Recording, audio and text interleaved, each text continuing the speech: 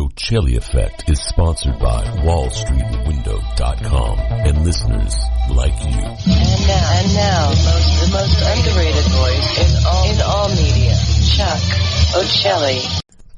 March 16, 2023, allegedly, according to that thing we call a calendar. And this is indeed the show you were looking for. Now, unusual, we haven't been live that much this week, but don't worry, that's about to change. So, anyway, in this particular Thursday night Ochelli Effect, it's a good thing. We got Michael Swanson, the author of The War State, also the author of Why the Vietnam War, a variety of other books actually as well. The guy behind WallStreetWindow.com. It's not just about Wall Street, although I fear we may have to discuss Wall Street today for a moment, or two, or 10. Anyway, in the first hour, and in the second hour, I have Larry Hancock and a special guest coming up who's going to go at something that you're very familiar with, but from a different angle. You, the listener, of course. Anyway, we'll see how it all goes here on a Thursday, and we're going to get into some unusual people in the coming weeks, some people you've never heard from on this show before, although I'm really, really grateful for the repeat guests and repeat co-hosts that I have. Got to tell you, we're going to really change things up. We're going to mix a lot of things up in the coming weeks. So stick around, stay tuned for that. Anyway, be in the know, go to wallstreetwindow.com, and that is a good thing to do. We discussed local news a little bit last time, but we also got into some other subjects, Mike. Been a couple of weeks, though. How you doing? Oh, I'm doing good. Good to talk with you. Always good to talk to you. Now, of course, I'm looking at banks. Now, I don't think of you as a banking guy, but, you know, you are somebody who is familiar with, well, financial media, finance in general. Okay. And I was thinking to myself, I wonder what Mike Swanson is going to have to say about, well, what are we dealing with, right? Banks that are collapsing, they made bad investments. Oh, wait, maybe that's something you know something about. I'm being facetious here, Mike. I'm sorry, but it's like, it was really interesting out of left field sort of story. The bank there, the Silicon Valley Bank, the SVB, right? Rather suddenly, well, they were going to remove the CEO, a few other people because there were some bad investments, whatnot. There was a run on the bank. It seemed like the story came at us pretty quickly and kind of dominated the media cycle for a moment, even outside of the financial media, because people are afraid of what might be coming. But what did you see happening? I mean, where would you like to kick off the discussion on this? Well, it is remarkable in one sense, in one way, and that is how quickly this happened. The stock market, had a horrible year last year, but it had rallied from November till early February, and bank stocks as a whole were going up and doing just fine. This is not like 2008.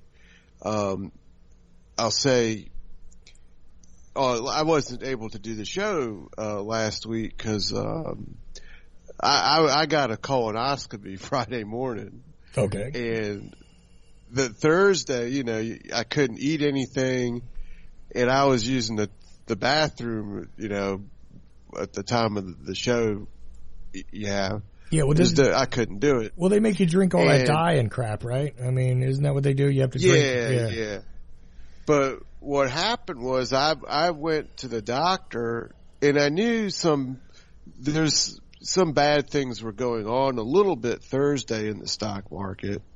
What's funny is the Wednesday, the day before, the Federal Reserve chairman, or maybe it was Tuesday, but regardless, a few days before that Friday, the Federal Reserve chairman, he testified to Congress. And, we have this huge inflation that's been going on for well over a year. Right. The Federal Reserve has been raising interest rates to fight it. Historically, though, the Fed doesn't succeed in really defeating inflation on anything but a temporary basis unless it can get the Fed funds rate, the short-term interest rate that it controls, above the annualized CPI rate. And that's at 6%, while interest rates are at 4 3/4%. Mm-hmm. And when he testified, therefore, he said that the Fed was prepared to raise rates more and may do a 50-point hike next week. That's when their next meeting to decide these things are. They've been doing a couple quarter-point hikes since Thanksgiving, so increasing the pace of it in the perceptions of the financial markets and the financial media is more hawkish, more aggressive, and the stock market fell a little bit as a result, and gold did too on Tuesday, Wednesday, a little bit Thursday. And then, so the Friday morning I will go to the doctor, and keep in mind, I had bought some U.S. stocks in January around New Year's, and I owned gold and silver and, some other stuff, but I bought some U.S. stocks for the first time in probably, 2 years, I think, for U.S. stocks. Right. But they were coming down, and I don't like to hold things for losses. So I was thinking I might just sell these things. But anyway, I go to the doctor, and they put you to sleep, and it kind of drugs you up. And I come home and turn on the television just to see what was happening. Right. And I saw the headline about the SVB bank failing on CNBC. I wasn't listening to what they're saying. And then I saw they showed, price action of all these, of the regional bank stocks, which are like local banks. Right. And they were crashing. They were crashing 20, 30, 40% in a single day. And these stocks have been going up. Right. So let me ask you about this though, because this is the weird thing, right? You have the bank crashed for whatever reason. And I know if you're watching, get to that. Yeah. Well, if you're watching Fox News, it's because they were, too invested in woke stuff. If you're watching, well, that's nonsense. Okay. Well, either way, that was part of it, right? Some people said that they were trying to get in on the, the green technologies, and they were doing startups for that kind of thing, et cetera, which might be part of their business. One of the terrible things. This is one of the terrible things about this. Yeah. These banks crash on Friday, and it's, people see that, and they can get scared, obviously. One is failing. And then over the weekend, people say these things, right, for their own agendas. This woke thing, that's their agenda, is hit on that issue. But they, on social media, on the Twitter, on the Facebooks and elsewhere, there are people trying to scare people, telling them your bank's going to fail, take your money out, and buy crypto. And so forth. Well, whatever, because see, that's my point. The reaction. Doing people real disservice. Well, but they're peddling stuff and really hurting people. They're trying to create a scenario of true panic. But it's just crazy. Well, okay. Here's the thing, right? It seems to me as though what happened, from what I can understand, because again, it was a quick time story. Right. It just seemed to be emerging real fast. They had the CEO got on, social media somewhere and made a statement to all the people working there and the stockholders and whatnot.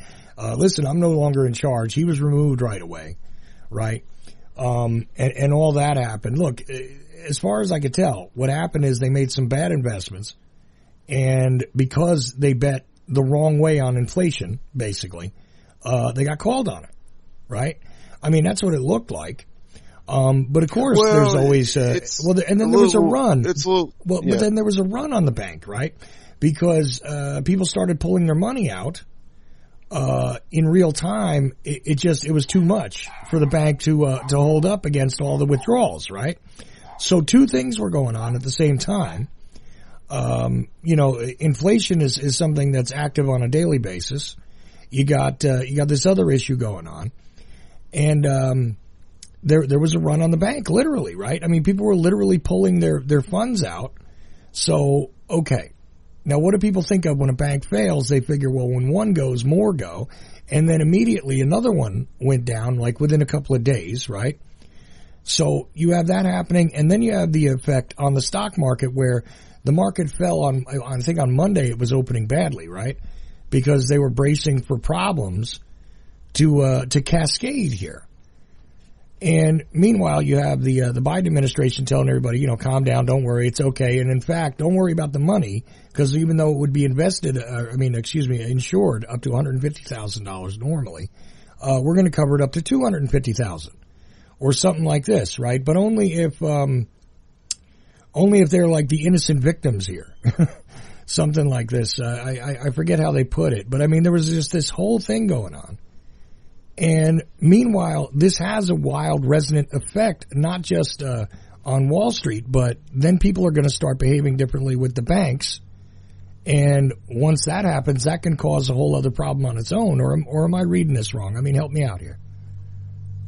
Well, there's a couple things. I mean, you're right. The problem is they see one bank fail, and then people worry, and they see the stocks of these other banks crashing. Mm-hmm. So they wonder, are they next?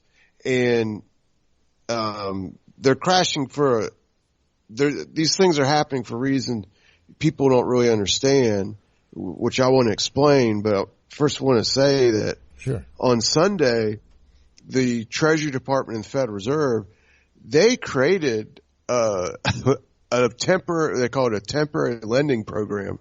It lasts for 12 months. And as everyone should know, bank deposits are insured up to $250,000. Well, they said if there's any banks that have depositors that are pulling, that you don't have really enough money to cover, you can borrow from us through this temporary lending program. You just put up some collateral, and the Fed will give banks now interest-free loans, which is pretty wild. I mean, they're doing this for all banks. I mean, it's never been done before, and that's what they're doing. But this is different than 2008, mm-hmm. and the banks that they're this is happening for different reasons, and they're different types of banks. Right. So in 2008, and people, I would just say, watch this Big Short movie. It explains it very well. But what happened was these investment banks, mostly on Wall Street, and they're giants, they were buying these subprime mortgages that, because real estate prices fell in 2006, these subprime mortgages to risky lenders and so forth, they were worthless. Mm-hmm.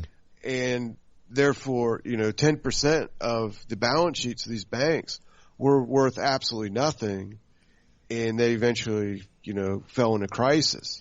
But as with 2008 though, aren't we going to find in the next couple of weeks a bunch of things are probably going to come out that reveal a whole bunch of what were probably bad bets one way or another? Because it's different. Yeah. It's the cause is different. So in 2008, it sounds like they made bad bets on mortgages, risky mortgages, and mm-hmm. you watch that movie, they make fun of the things the banks are buying, in fact. But in 2008, the local banks, the regional banks, were perfectly fine. They weren't impacted at all. In fact, an argument was made that just let Wall Street fail and your regional local bank that you probably banks at, they're fine. So let them fail, let the big ones fail, and the little guys will be all right. Now it's flipped. The exact opposite is what's happening. It's actually the banks that you would think are the safe ones that, they're just the local bank. You deposit your money in there, your paychecks, and you got a checking account. And what are they doing? They're mostly doing home mortgages, and maybe some loans to businesses, but they're not making risky financial bets. They're not betting on futures. They're not doing crazy things. But this time, they got in trouble, and their stocks crashed. So I want to explain why that happened. First of all, when there's a bear market like we've had or financial stress, there's a saying that it's like a tide coming in, and you're looking at the ocean and you see these people in the ocean, and when the tide comes in, you find out, well, some of these people aren't wearing any clothes and they're exposed. Well, the tide has come in the market because of last year and the rise of interest rates. So what happened was, this SVB was a risky bank. In the way you're saying it, making risky investments, risky bets, so to speak. Yes, it was doing risk, and I'll explain what specifically they were doing, but that's why they crashed first. Mm-hmm. And that sparked fear that, who could be next. But I'm just saying the idea that local and regional banks are doing outrageous betting, I don't think that's true. They did come under pressure though. But what the Silicon Valley Bank was doing is two things that wrecked it. The first thing is, I would say, unique to them. The other one is the problem that triggered their crisis and is hurt other banks and will continue to hurt them going forward, but not going to make them go bankrupt or something. So what the Silicon Valley Bank did, it was the biggest failure since 2008. I think it was like the 18th biggest bank in the whole country. And they're based in California. Right. In San Diego, I think it was, or San Francisco. Okay. But they specialized in giving loans to startups and these venture capital companies and technology companies. For instance, the company Stripe is one of their customers. And Stripe uses them to clear or has their transactions and, has their money with them. But this bank was lending out to crypto companies that make no money, meme companies that make no money. Just promises that they got a concept. Okay. They want to spend $100 million on it, but they have no profit. Well, Stripe, and that's very risky type of people to be lending money to. Okay, well, Stripe is sort of like a PayPal, right? Like you're talking about that Stripe, that's right. which collects money and does online transactions, stuff like that. Which seems like a fairly solid thing to invest in because they're always going to collect their fees. They're going to have cash flow because they're constantly doing business. They're fairly well established. And you would think, okay, if you lend money to them, they're going to have working capital that keeps coming in so they can keep paying it back, right? Yeah, they're fine. Yeah, a company like that. But these other startups and technology companies, again, some of that might have been green technology stuff, especially in California, though, right? Sure, that's true. Yeah, okay. No, I'm just saying, just trying to be fair about this. So, and in California, there was a bunch of incentives for that kind of thing, as we well know. Elon Musk, right, benefits from having his headquarters. Well, that's what's funny. These people that want to say this is a woke bank, they're the same people that worship Elon Musk. His company don't make any, most of his Twitter doesn't make a profit, doesn't generate a profit. Mm-hmm. Well, no, but that's the thing is that he, see again though, he benefits from all this, government interaction, there in California, right? All the stuff, he's making the electric cars. So there's a tax incentive there to do that. Stuff like that, right? So, I mean, there's a bunch of things going on here is all I'm trying to say. Yeah, you're right. But the thing is, this bank was lending to these people last year, the year before, and so forth. It's become a crisis now, and something happened to it. Well, see, is this partially due to the fact that it's just kind of the inflation really coming due on all these places that had, money floating around, and for a while they could absorb the higher rate of this and that and the third thing, but now because the inflation is it's been swelling, and you and I have talked about this several times, the real inflation versus these numbers that they're giving us, right? Where they're saying, well, things are up, 20%, 30%, whatever. I would dare say that you have, realistically in day-to-day products, you've got at least a 75% increase in costs for most people. Now, that is not something that's going to go unchecked unless people's revenue goes up, right?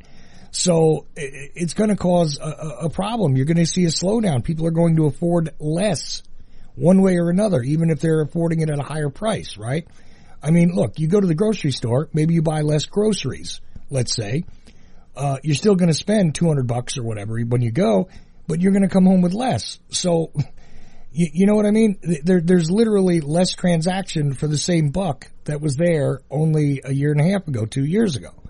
So eventually, that's got to work itself out when it comes to the money that was loaned out, right? Because it was worth more then than it is now. These companies that are supposed to be doing business to repay the loans, well, they can't possibly do business at the same rate if people have not had an increase in their incomes. I mean, am I reading this wrong? Well, it is. The inflation is one of the causes of what happened to these banks. The way it impacts the banks is that, look, most people, almost everybody that's investing in the stock market lost money last year. Mm-hmm. And even, if you go to an investment advisor, most of them tell you, put half your money in bonds because they're safe. That's your safety, they'll tell you, and half in stocks, that's safe too. Okay. Or that's your risk, is what they'll tell you. Well, last year the bonds fell just as much as the stock market did, so they weren't safe. And what happens is bonds go up when interest rates go down in value. The bonds go up in value when interest rates go down. But when interest rates go up, bonds fall in value. And that's why, people lost money in bonds last year. Well, these banks, all of them, own bonds. That's what's really on their balance sheets. They're mandated to own so many treasury bonds and so forth. And then when they do make a profit, from your loan or your bank fees, they'll roll much of that money back into these different bonds they buy. Well, they were buying these bonds when interest rates were zero, and bonds, therefore, were at the highest value they've ever been, ever. And then when the interest rates started to go up, the bonds fell in value. Now, the inflation that you mentioned is what's making these bonds go up and down in value. The inflation goes up. Bonds fall in value because the Fed has to raise interest rates. So this bank here had $100 billion in assets on its balance sheet of these different bonds and loans and so forth 6 months ago. Okay. $100 billion, and that fell to under $80 billion rapidly. So they lost 20%.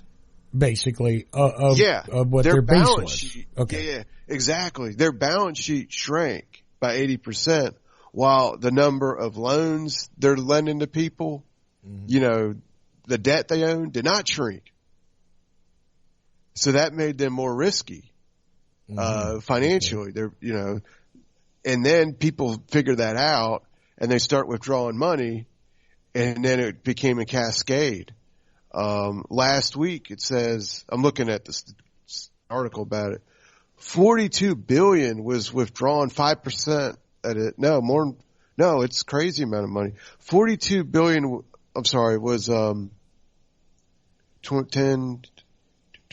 about 25 billion was withdrawn last year. Okay. And then in March, starting on March the 9th till last Friday, 42 billion was attempted to be withdrawn. About half of all the assets. So it couldn't survive with withdrawals facing that. And much of that withdrawal was created by social media panic. People on Twitter talking about what they're doing to other, sharing emails, these Silicon Valley people with each other, and they crashed it.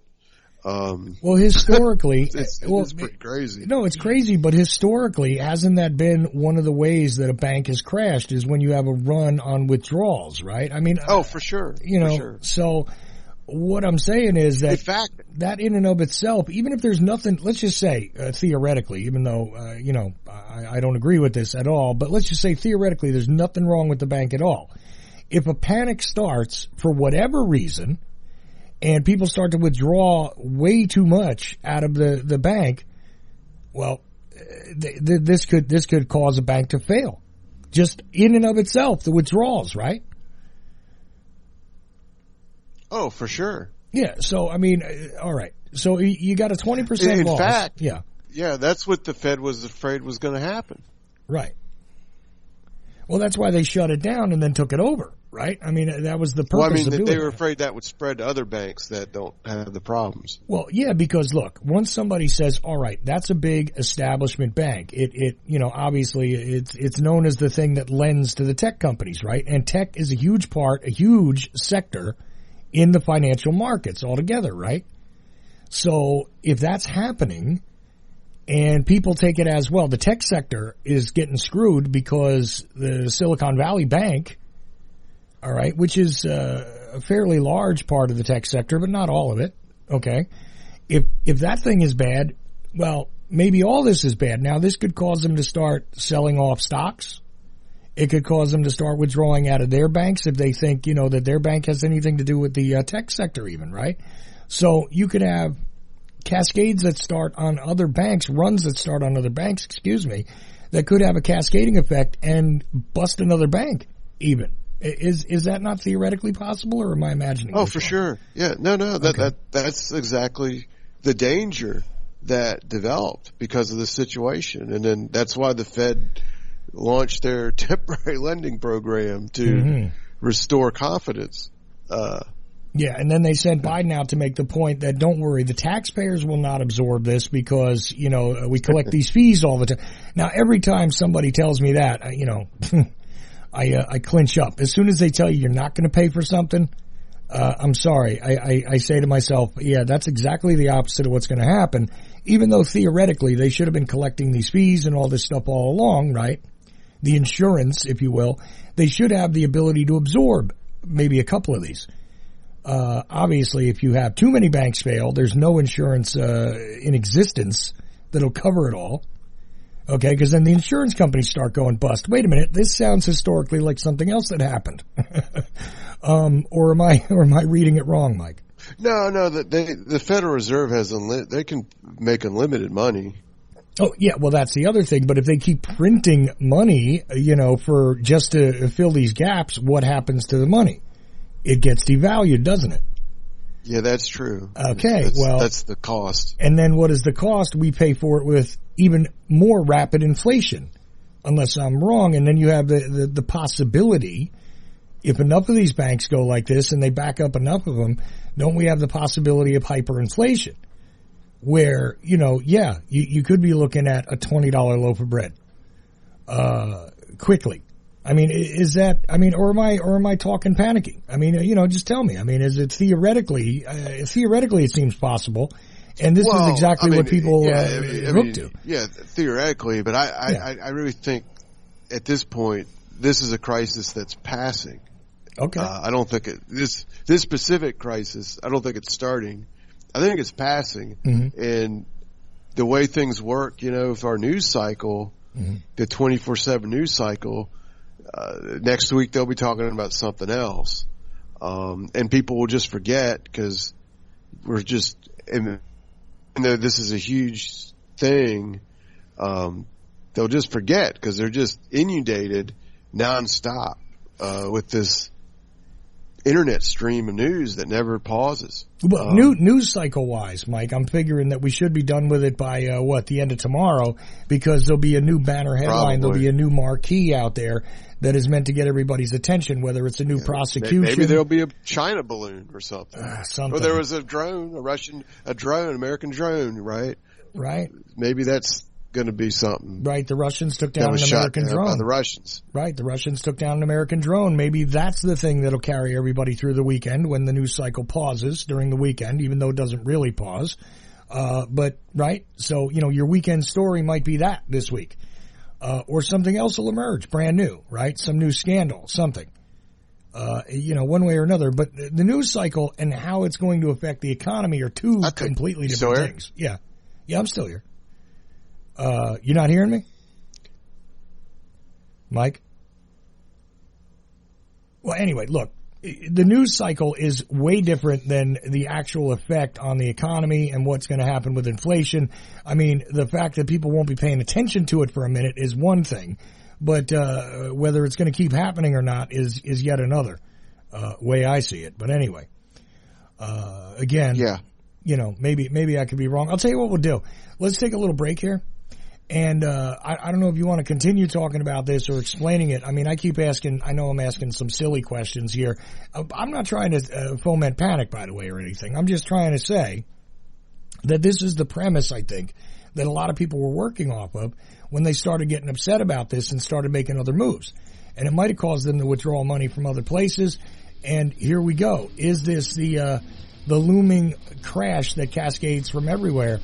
I guess we all got to stay tuned and see what it is we can do in our own right. Anyway, I'll be back with Mike Swanson after a short break. Stick around. The Ochelli Effect continues after this. WallStreetWindow.com. Gold, silver, the stock market. WallStreetWindow.com. Perhaps you're invested deeply. Perhaps you're not in deep enough. Maybe you're thinking about getting started. WallStreetWindow.com. Michael Swanson, the brilliant author of The War State, understood these trends professionally for many years, and now he gives you the benefit of his knowledge.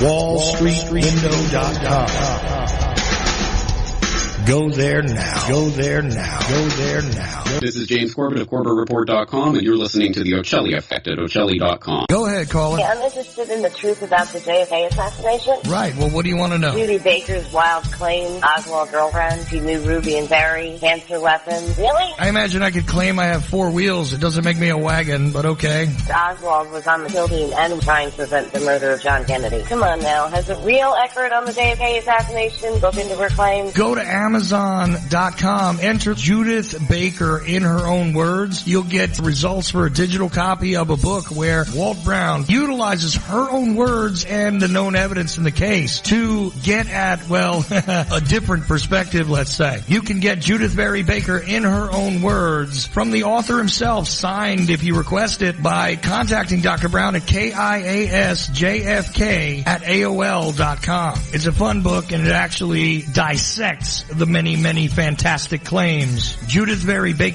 in her own words. Thank you for all the great information. The War State by Michael Swanson explains the great national transformation that took place and put the Kennedy presidency in the context of the times and reveals never before published information about the Cuban Missile Crisis. President Kennedy would not have been assassinated if he had been president 200 years ago. His assassination took place in the context of the Cold War and the rise of the national security state. Before World War II, the United States was a continental republic. In the decade that followed, it became an imperial superpower. Generals such as Curtis LeMay not only wanted to invade Cuba, but knew that there were short-range missiles on the island armed with nuclear warheads that they could not destroy because they were on mobile launchers. Their invasion could have led to a third world war, and they wanted to go to war anyway. The War State by Michael Swanson reveals why and will show you what President Kennedy was up against. For more information, thewarstate.com.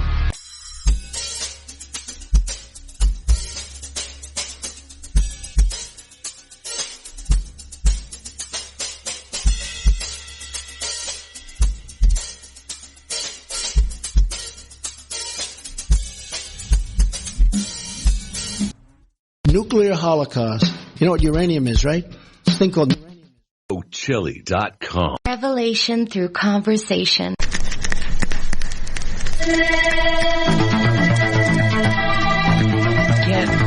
Get ready for the Ochelli Effect. So far, bank crashes and other catastrophes we've covered with Mike Swanson, the guy behind WallStreetWindow.com. Of course, be in the know, go to WallStreetWindow.com. And it is about a lot more than just Wall Street, even though we've had to bring up Wall Street in the in this conversation today just a bit, but not too much even. Because what's going on with the banks? Are we heading toward a really, really bad time? I guess that's ultimately the question, Mike, because almost nobody is going to care unless your money was in the SVB. Do you care what happened over there? Probably not. And some people are celebrating it because, you know, the woke bank went down and whatever. But, okay. Let's get to it, though. What does this mean going forward? Is this going to have an effect on everything else? I mean, is it possible? Or are we looking at, because there was another bank crashed after. I don't even know the name of it because I'm still stuck on the Silicon Valley Bank. But what do you think is coming up with this? Are we looking at a time when people could react and cause a problem themselves? Or is it something that's, well, bound to happen because of the inflation and the rate changes with the Fed and the fact that they're raising rates? I mean, is it just inevitable that we're going to see some financial institutions fail? And, well, you know, it'll all be sorted out in the end somehow. What do you think, Mike? Well, what you said, the last point is certainly valid, that when the Fed raises interest rates like this, something does eventually break, and we're seeing it. But what's breaking, you know, we had this one bank failure, but I do think there are going to be ripple effects that will hurt the economy, but not like these headlines repeating over and over again. So as I mentioned, this one bank that's all in the news, they basically lost 20% of their net asset value. Well, I went and looked at the earnings statements and so forth for a bunch of banks in the state of Virginia, North Carolina. Mm-hmm. And as a whole, they've lost 5% of their net asset value because of the drop in bonds caused by inflation and rising interest rates. Well, they've lost 5%. That's not that doesn't put them in a crisis or they're going to collapse or anything like this.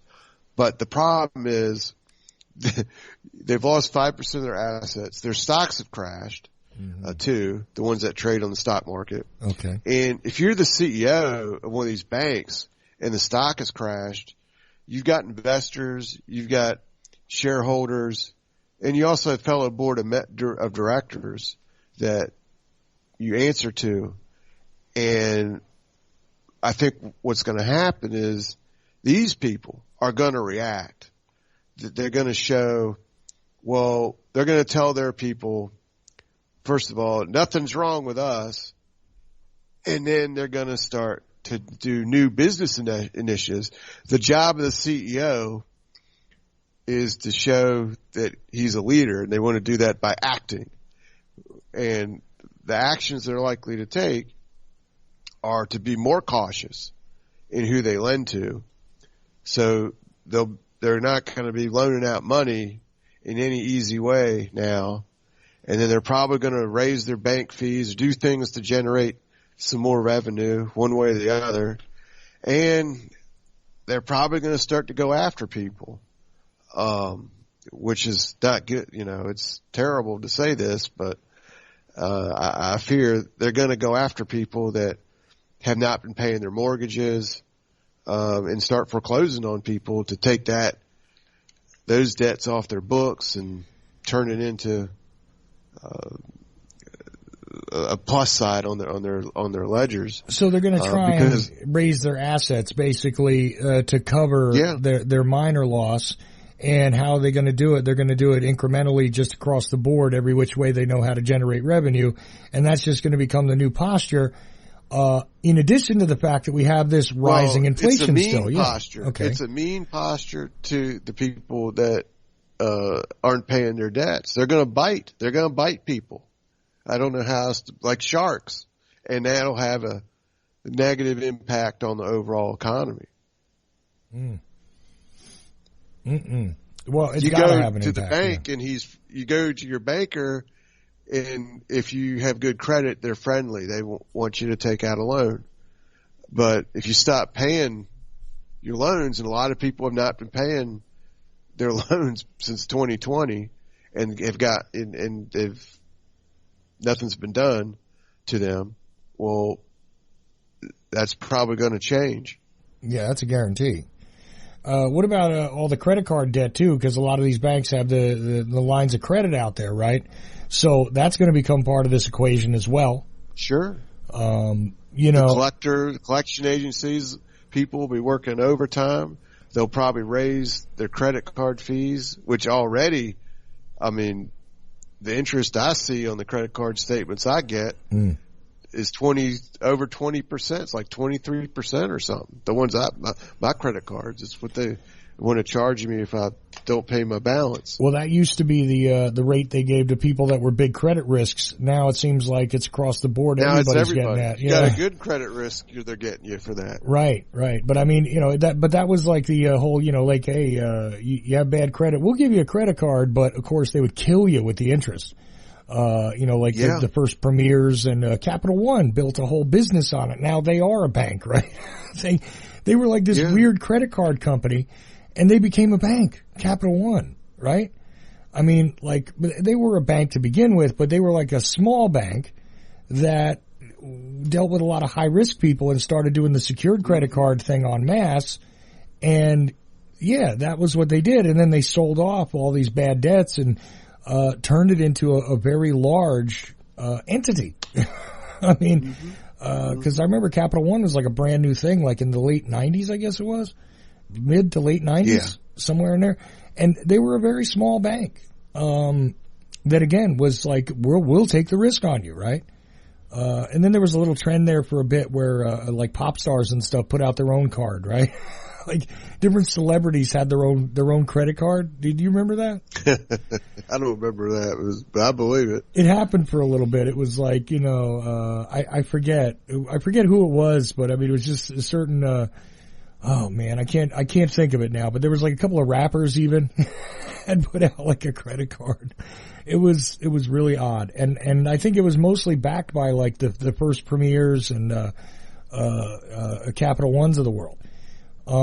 Anyway, point is that this'll change the way things are being done right now, and at a bad time, because again, people's revenue didn't go up, but the prices all did.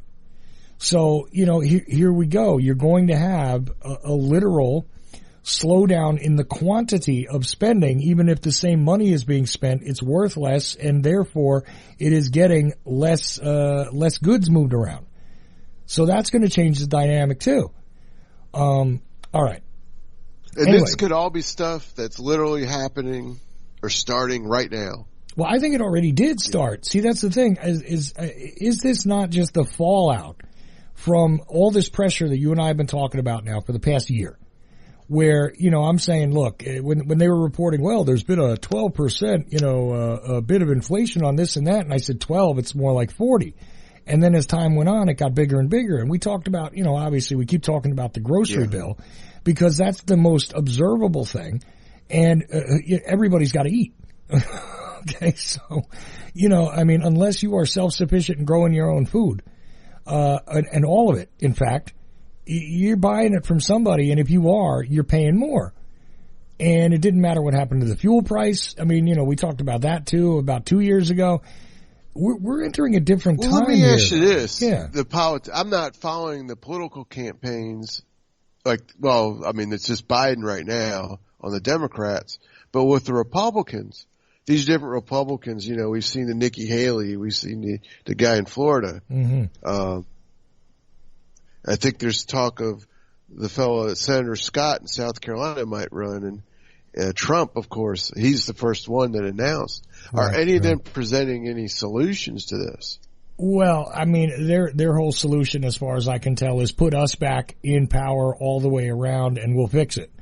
As far as I can tell. Yeah, but how? Well, this is all posturing right now. Okay, right? It's just it's like the previews for the movie before the movie goes to the theaters. Okay, where it's like coming in 2024. Here comes the race that's going to change things. And this is what they're doing. It's all over the place. It's really, really kind of strange because, you have DeSantis, who has become very popular, And they're trying to see, Trump's trying to engage with DeSantis at CPAC and this and that. That's all going on, and everybody's throwing up their hands going, what in the hell is Biden doing during all this? Because I don't think he's actually declared that he's going to run. But, the big question on the other side of the aisle, allegedly, is, well, who else do we have if we don't run Biden again? It's just, it's a whole lot of posturing. And of course, they're doing the underlying stuff. Like right now in Congress, there's lots of hearings on different things. You even have Jim Jordan, being nice to Matt Taibbi, during hearings about Twitter, right? The Twitter files and all this. Cause look, there's a bunch of things going on. I think we're going to see a lot of investigations, a lot of, throwing mud. It's going to happen. I mean, Trump's under investigation here and Trump's under investigation there. And what are they going to do to him in Georgia? And what are they going to do to him in New York? And I got to tell you, it sounds like a show to make the TV ratings drop and bore people. Yeah, but not really, because it'll engage some people who want to be hateful with Trump. They'll get into that. And then on the other side of the equation, you'll have, hey, look, the Democrats weaponized the government against you. This is why you're hurting, because the Democrats weaponized the government and they weaponized the media and they used the FBI against people and blah, blah, blah.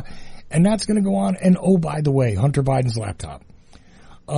So I think that's, at least that's the previews they're giving us. They're running it against the test audiences right now. Where is the laptop? Oh, please. Which one? There's more than one now. So, I think we're going to get into that tomorrow night quite a bit. And we're almost out of time, Mike. I know you got to get going right around 9 o'clock. But, yeah. But the thing is, there's a lot going on. There's a lot to the political stagecraft that is being set up, so a lot of the groundwork's getting done. As far as does anybody have a real answer for anything? Good question, because do they ever? But the answer here will be, look, you think everything sucks? Well, it's because there's a Democrat in the White House. And on the other side, it'll be, hey, the Republicans are in charge for a little while now. By the time we get to 2024, they've got control of the House and the Senate, and what are they doing? That's what it's going to be. So, I say stay tuned, because they haven't really laid out the full storyline. They've just, how they give you a short trailer for a movie at first, and you kind of know what's going on? That's the stage we're at for the 2024 selection process. Where it's the short trailer. Give it a couple more months, and then they're going to give you the long trailer. Okay, now here's the real issues. Here's a few more of the characters. We've already tested it with the audience now. Yeah. Unfortunately, I know exactly what you mean about the movie trailers, because I used to go to the movies at least once a month. And then I stopped going to the movies because I don't like the movies anymore. I think they started to suck a long time ago, so I stopped going. And now I don't even see the trailers. And I'm thinking that's what's going to happen to a lot of people with this political stuff too. Right. Well, I think at the end of the day, it may cause a whole lot more people to just say, "Look, I've had it, and I'm not going to participate." Which I don't know if that'll be a good thing or not.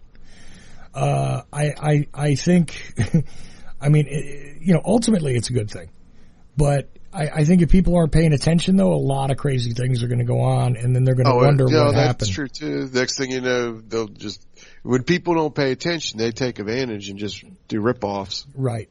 And Yeah. And I'm wondering if this bank thing is going to be part of that. If there's going to be a giant, let's prop up the banks, and even though you're not going to pay for it, you're really going to pay for it. You know what I mean? I really do feel like that. I know theoretically you're not supposed to, but – I think we're going to pay for it one way or another. And it's either going to be, right up front and on the back end with the added inflation and the troubles with, getting money loaned and all that, like you were talking about, or it'll be something that, we meant to do it this way, but we couldn't because it got too large. See, that's the thing, is I'm just wondering if this is going to continue to ripple and be a much bigger problem in the next few months. And look, if everybody really starts hurting from this kind of thing, then mismanagement of it will become a huge issue. Okay, and yeah, they're going to be able to use it as a truncheon to batter Biden with it. But what's going to be said about the Congress being controlled by who it's being controlled by? If they're just involved with, examining the Twitter files and Hunter Biden's laptop, and, well, if that's what they do, then are people going to actually get mad? Are they going to say, hey, you know what? Why don't you fix what the hell is going on here? Are they? Will they? I don't know. And by the way, who's actually responsible for it? How about all of them? They've all fed into this mess. But anyway, I don't know, Mike. I throw up my hands. I'm not sure. I just know it's going to be an interesting show in 2024 for sure. Is anything going to get better or worse no matter who gets into office where? I doubt it. I think we're on a trajectory, and I'm not sure exactly where all this is going. Do you think we're looking at a time when those guys who are trying to tell us to buy gold and silver only might be right? I mean, is that where we're headed, or do you think this is just a temporary sort of situation, and we're just going to feel the pain in slow motion like we have been pretty much for the past, I don't know, ever since that collapse in 2008, when they kept telling us about the recovery that nobody ever felt? You think it'll be like that, or you think it'll be something that's a little more drastic, a little more sudden? What are your thoughts there? Well, I mean, we didn't have the big inflation until really 2 years ago is when it started. Right. So I would just say what we've been experiencing the past couple years is what we're going to keep experiencing.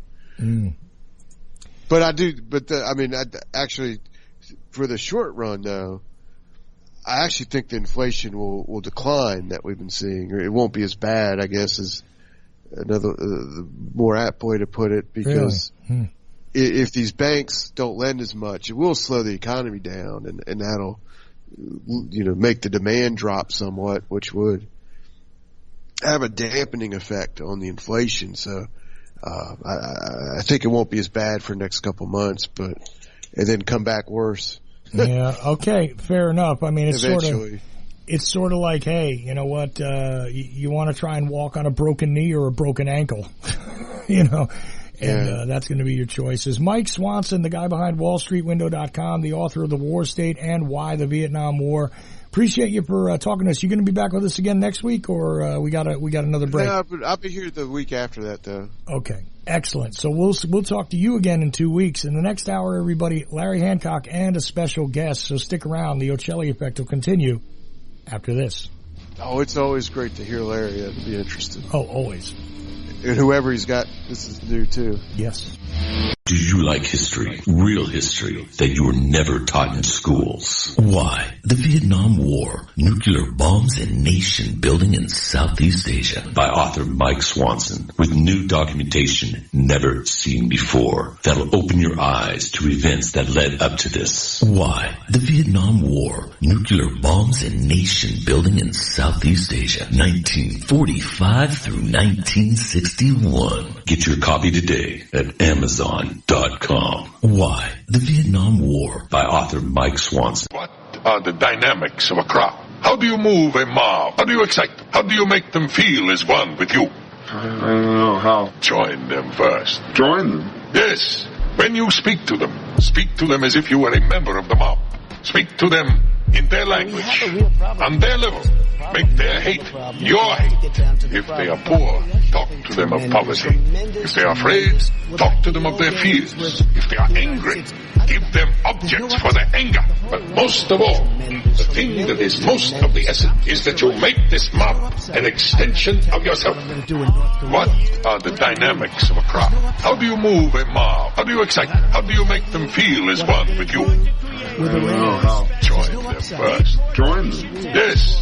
When you speak to them as if you were a member of the mob. Speak to them in their language, on their level. Make their hate your hate. If they are poor, talk to them of poverty. If they are afraid, talk to them of their fears. If they are angry, give them objects for their anger. But most of all, the thing that is most of all the essence is that you make this mob an extension of yourself.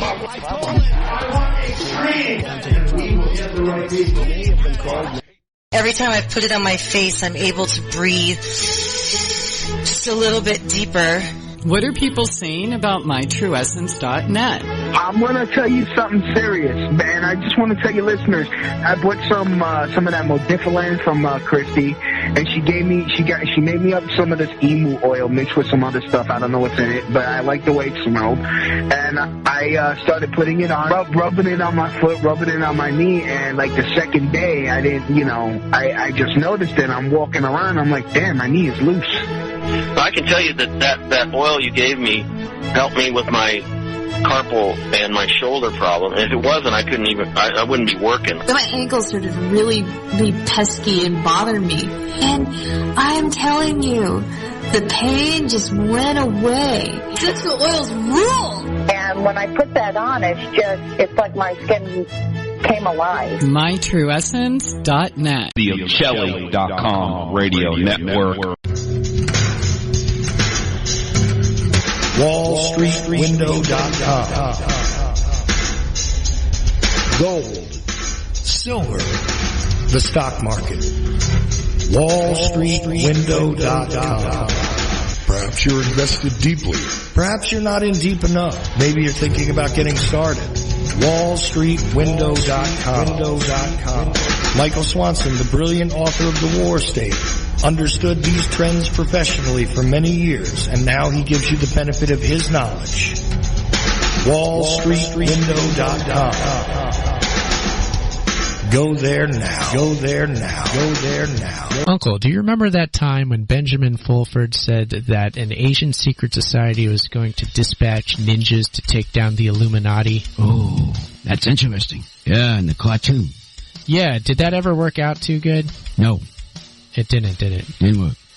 But here on Ochelli.com radio network, things work out a bit better, don't they? Much better. It's clearer in understanding about the programs. The programs are much clearer. Getting live people into it. They really have a good conversation going. Much better. Much better scene. I say forget Benjamin Fulford and his ninjas and listen to the Ochelli.com radio network. I agree. It's straight to the point. Straight talk. And I like that idea. Ochelli.com. Ochelli.com. Revelation through conversation.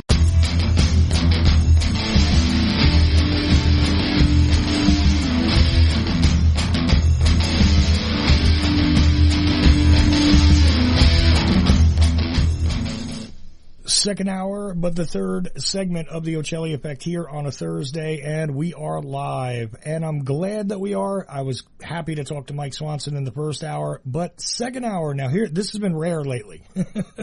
The author Larry Hancock is with me, and as per usual, I'll mention to you that he occupies, and I was just moving my books around on my shelf too. You occupy more spots on my bookshelf than any other author. Okay. Thankfully, we're not going to discuss Russia tonight. Okay. Just spoiler alert. That's not going to happen. At least I don't think so. Although, well, we might get into it. But we have somebody else with us. And, Larry, first of all, I'm really, really happy that you suggested a gentleman who is thinking differently than some others. And here's another spoiler for you. We're going to get into the JFK stuff a bit. We could wind up discussing Russia because of the one particular titular figure that is going to have to be discussed during this hour. And I'm going to shut up and really, try to take a listen to some new ideas, at least new to me. They may not be new to some other people, but they're new to me. So here we go. What's new to Chuck when it comes to this stuff, right? Anyway, doesn't matter. Larry, first off, really glad to have you here. Of course, you're the author of Someone Would Have Talked, Creating Chaos. We're not discussing that book tonight. Surprise Attack, Shadow Warfare, co-author, author, all kinds of stuff. Larry-Hancock.com. Go there, check it out, and always catch up on Larry's blog because that is a point of interest at all times, and there'll be links in the show notes to all of it. So, Larry, how you doing tonight, first off? I'm doing good, Chuck. It's good to be back and talking about JFK again, which is kind of a place where you and I started some of our conversations. So it feels good to return to some of that territory for a change. No, absolutely. And given the fact that I don't want to discuss bank collapses with you, and that seems to be what's in the news cycle, and I just did that in the last hour, yeah. Let's change the subject. We need to. And we have another gentleman with us. His name is Greg Doudna. Now, I actually learned how to pronounce his name during the break. Okay, no kidding. But I did read something this gentleman wrote, and maybe another piece or two I glanced over. I may have to request this guy to come back on a couple of times. Okay, because here we go. Somebody's going to make a presentation that's very different. And I'm going to get you guys a link and put it in the chat room at Ochelli.com, which we do have a live chat at all times. And if you're hearing this in replay or whatever, you can always roll the chat back and take a look. But also look at the show notes, because an article this gentleman wrote will be there linked so you can go to it and look at it for yourself. But Greg, your first time on the show. Glad to have you along, sir. How are you doing tonight? Well, fine, thank you. And I'm glad to be here. And I'm glad Larry's here, too. Oh, absolutely. Look, Greg, everybody who listens to my show, unless you're just, discovering the show, welcome to it. You know who Larry Hancock is. I've done a series on every one of his books. I've done discussions with him about things that he hasn't written a book about, but he's studied. I love talking to Larry. I talk politics with Larry. I talk news with Larry. I talk history with Larry. But you've never been on. So now there's a bunch of people hearing your voice tonight. Who is Greg Doudna, if you had to just give a general introduction, especially considering why it is I've dragged you into the show tonight? Well, I've had some discussions with Larry Hancock, who has been very I can't say how much I respect Larry's work and on the John F. Kennedy assassination, and so I've got into a bit of research of my own on some of these subjects, and just decided to write up a few things that seem to come together for me. Hope to make a contribution. I live in Bellingham, Washington, and just have a quiet life with my wife Caroline, and just so I'm glad to be here. Just sort of a regular guy who got sucked into this, huh? Is that a good description? Yeah, I'm a recent newcomer in the sense that I've been studying it pretty seriously only for about maybe the past 3 years or so, not as long as a lot of people. Right. About how old are you, by the way? I didn't even check your age. Yeah, I'm 68. Ah, okay. No, fair enough. But it's interesting to me when somebody comes to it a little later in life, because I started studying this as a teenager, and I'm 50 years old now. And it's been an interesting evolution. And the topic of the article that Larry showed me, and I got to apologize for not being aware of your work before, but look, it's impossible for me to keep track of everybody who writes things about this case, right? I do my best and try to keep up on the books and try to keep up on people who have new and interesting ideas that make sense to help us make sense of, that event which occurred on November 22nd, 1963. But your area of focus in this article is, that figure. Now, why did I say we could talk about Russia for a minute? Because, Lee Harvey Oswald, his defection, etc. But you have an interesting take. And so tell me about what caused you to become interested in Oswald, if you don't mind. And then let's talk about the content of the article. You're aware of which article I'm referring to, right? Yes, it's an article that I've just recently produced on the case of the shot that was fired into the General Edward Walker home on April 10th, 1963. It doesn't get as much attention as some of the other things involved with the Kennedy assassination and Oswald. It actually is, my paper is totally about the Walker case, does not address the John F. Kennedy assassination directly. Mm-hmm. But that's what I basically came and studied it pretty deeply and came to maybe a different angle of looking at some of the things on it. Well, look, Larry, I'll need you to pipe up here and help me out with a little bit of context. Let's just say for the uninitiated listener, right? Edwin Walker. Now, if you've painstakingly decided to study this particular patch of history, in the 50s and the 60s and gone into some of, well, the more interesting characters. You certainly encountered Edwin Walker. Really, post-World War II, you could go all over the place with this guy. But anyway, for somebody who's never heard of Edwin Walker, what would you lay out there to explain it to them? Because Lee Harvey Oswald is alleged to have taken a shot to try and kill Edwin Walker very shortly before the assassination. So maybe you could give us a bit of context here in short. Sure. Generally, people that know about Walker know about him as a figure from the ultra-right in the early 60s. He was a military officer in the Army officer in the European Command in Germany, and actually was very aggressive politically as a military officer, which some of that was not unexpected at the time. But he actually began issuing orders that would have politicized his troops that he was in command of, persuaded them towards certain very right-wing views, and it became significant enough so that it was actually reported up the chain of command. Long-term bottom line is he was relieved from his command, and President Kennedy actually became involved in that process. Mm-hmm. So there is a kind of a contentious relationship between Walker and JFK from a political spectrum, and certainly Walker was not only against JFK's policies, he was, because of his ultra-right position, he was against, any type of relations, any type of neutrality, any type of talks. He was very much a rabid Cold War mentality. But beyond that, he's also a figure from the, basically from the integration movement at the time. He very strongly opposed school integration and actually showed up at the University of Mississippi when the Kennedy administration was trying to integrate the campus and actually put an African American student on campus, and was actually arrested for inciting to violence, having weapons, so he was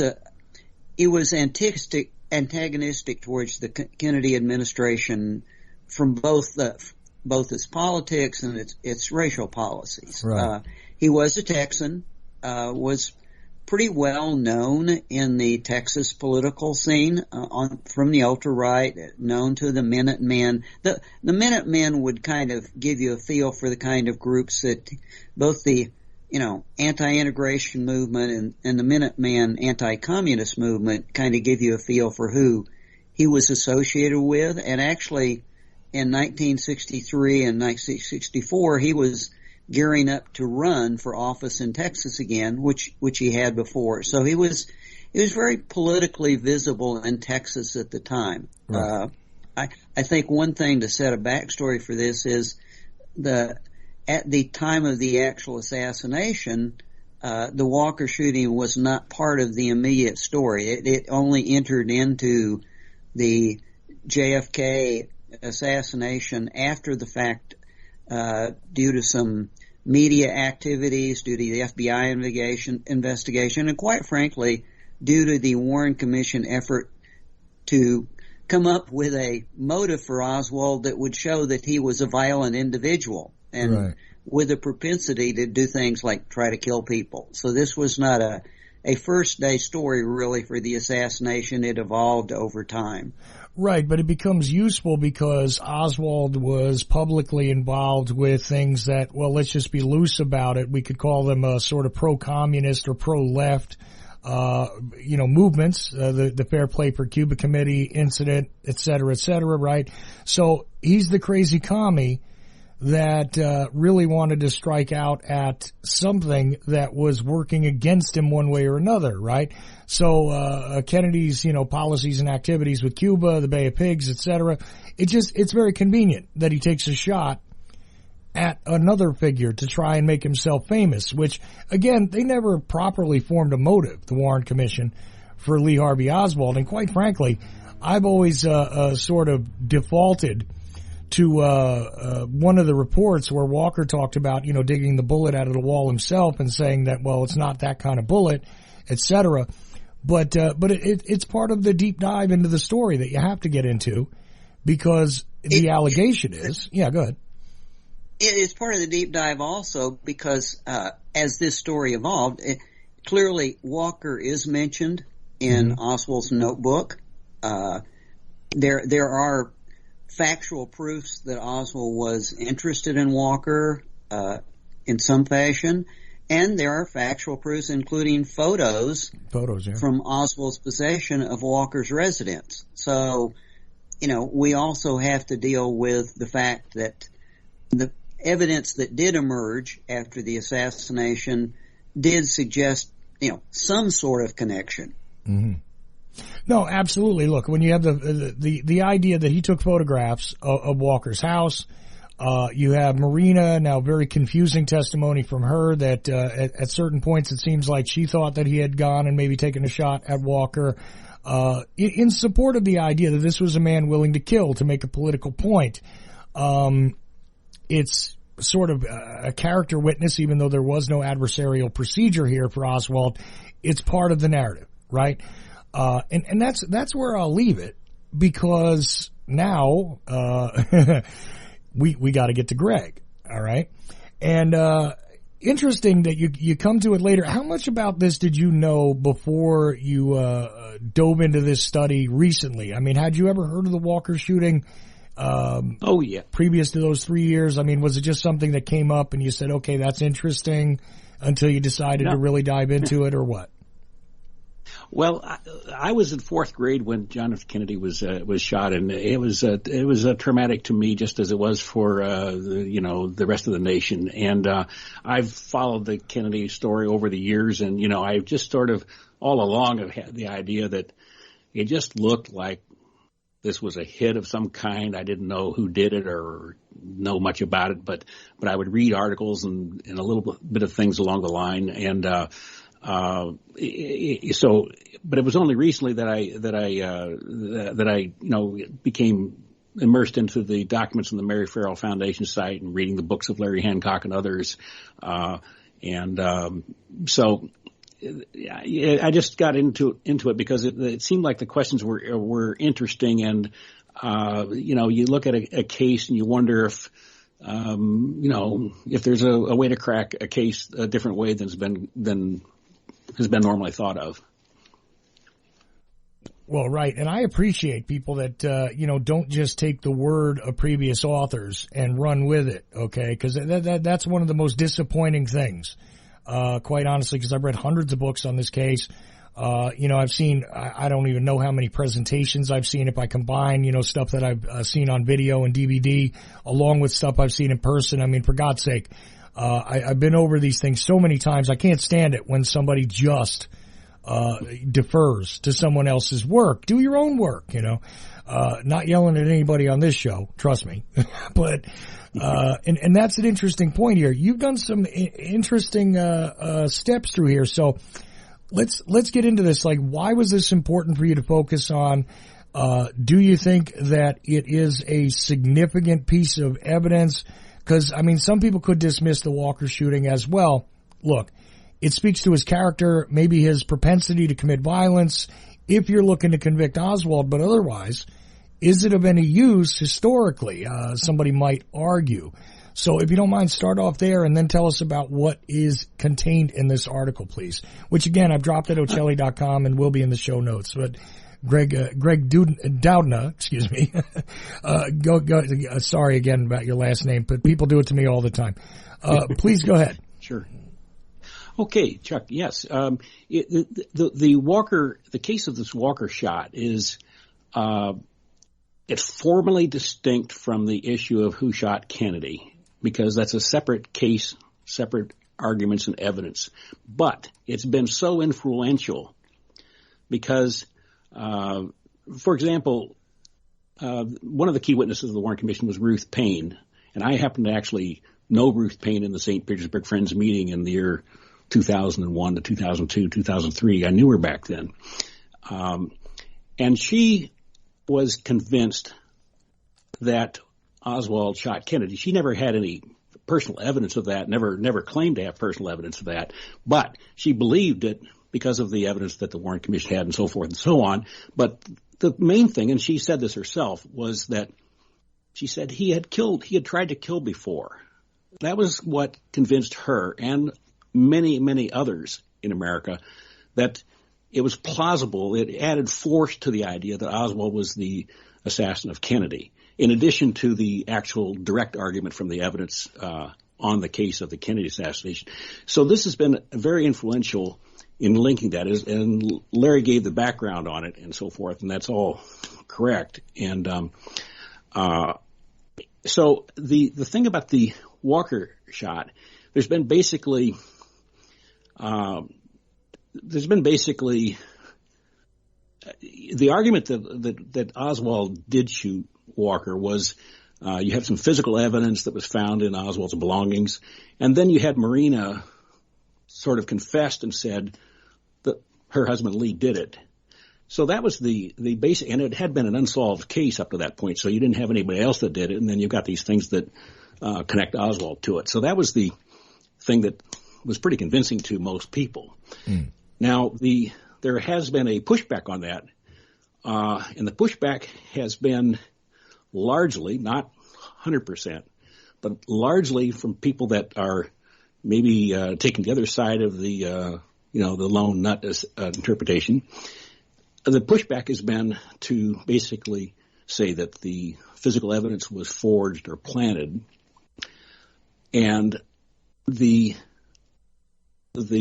sticking point, though, is what to do with Marina's testimony, and that has been explained in a way that I do not find credible at all. But the argument is that Marina, she was basically sort of threatened, whether indirectly or directly, about her deportation and immigration status, and was basically coerced or influenced or scripted or whatever to frame her own husband and to stick with that story for 50 years. I don't find that believable at all. Well, let me ask you this. Well, let me ask you this about that in particular at the time, right? It would be totally reasonable to assume, though, that she might have been intimidated whether someone did that actively or she was simply intimidated by the circumstances to be implicated. I mean, she had children. What was going to happen to them? Would they suffer the fallout from this thing that her husband, whether he's guilty or not, is the accused assassin? So, and there was also the trouble, which is the only thing I ever point to, of interpretation, because she had difficulty with translation. There were different translators at different points, and if you're looking at it from the immediate aftermath of the events in 63, it's very possible that there were some misstatements, misunderstandings, etc. But she did give this story in support of it, and indeed we do know that he took photographs of Walker's house. Someone, whoever that might be, did take a shot at Walker, literally in his study or whatever it is you want to call it, his office there at home. Somebody shot through a window, and he himself, according to what I understand, dug a bullet out of the wall. There was a bullet fired at him through a window, and didn't miss by a lot. And if she backs that up, and we have this issue that he took a shot at him, well, then yeah, it would lend itself to this is a guy who's willing to kill. Now, the only thing that I look also to push back at, now I don't push back on the idea of saying that anything was planted here. I figure that somebody took a shot at Walker. Now, as for whether it's Oswald or not, I think that needs to be proven.